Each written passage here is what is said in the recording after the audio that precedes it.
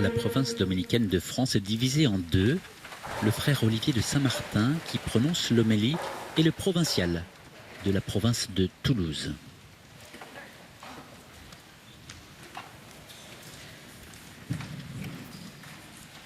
Croix de cendre. Croix de cendre, c'est un thriller médiéval édité en août dernier qui évoque la cité de Toulouse dans une période marquée par la guerre, la grande peste et une crise dans l'Église. Le mal y semble omniprésent.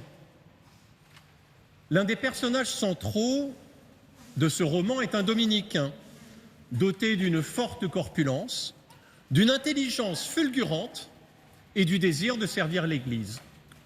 Voilà, frères et sœurs, quelques-unes des caractéristiques de Thomas d'Aquin. Mais non, le grand inquisiteur du roman est un esprit froid et manœuvrier. On ne trouve pas trace en lui de l'œuvre de la grâce, cet amour que Dieu répand dans nos cœurs et qui fait grandir en nous la vie divine.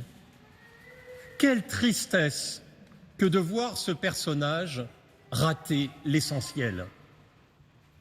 Et je m'interroge, est-ce que moi, je permets à la grâce d'agir en moi?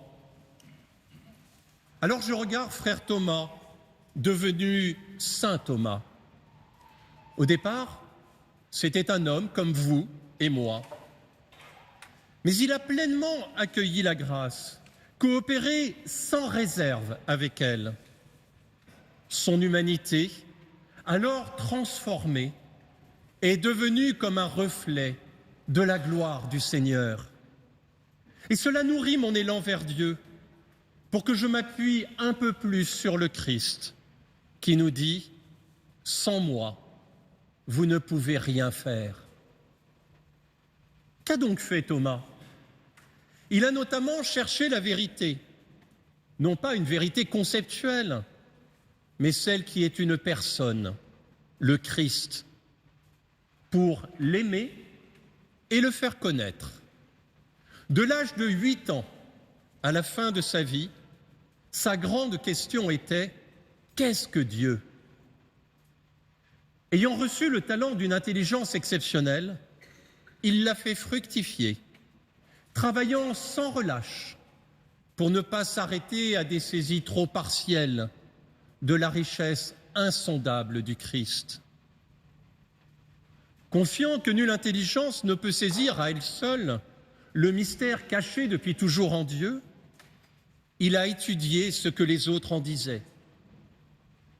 Convaincu qu'il n'y a aucune connaissance qui soit absolument fausse et ne contienne une part de vérité, il a scruté tous les auteurs, faisant droit, selon le mode médiéval, aux débats, aux objections qui pouvaient être faites à la foi. De cela, frères et sœurs, nous pouvons tirer de nouvelles questions. Si notre intelligence est faite pour la vérité et connaître Dieu, quelle place, quel temps donnons-nous à la lecture de la parole de Dieu, à l'approfondissement du mystère de la foi? Quelle place laissons-nous au débat courtois qui écoute les arguments, les objections des autres pour mieux avancer sur le chemin de la vérité? Oh, combien cela nous éloignerait des invectives modernes où l'on semble moins chercher la vérité qu'à imposer notre pensée à coups de punchlines. Mais ce n'est pas tout. Confiante en la réalisation de la prière du Christ, pour que ses disciples soient consacrés par la vérité, frère Thomas a prié.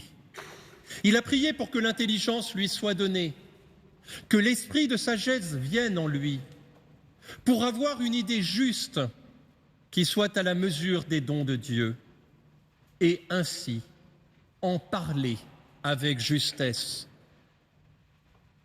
Chercher à connaître le mystère de Dieu n'est jamais séparable de la prière qui nous rend intimes avec lui.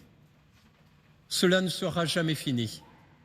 Nous ne sommes unis, nous ne connaissons qu'imparfaitement Dieu sur cette terre, comme s'il restait toujours un peu un inconnu. Frères et sœurs, laissez-moi vous redire cette grande et belle vérité. Chacun de nous est fait pour Dieu. Dieu s'est fait homme pour nous diviniser, pour que nous le connaissions et pour que nous puissions le contempler face à face. C'est là notre bonheur.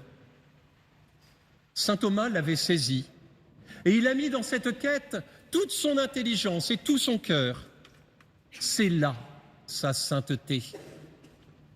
Sur son lit de mort, il a prononcé ces quelques paroles.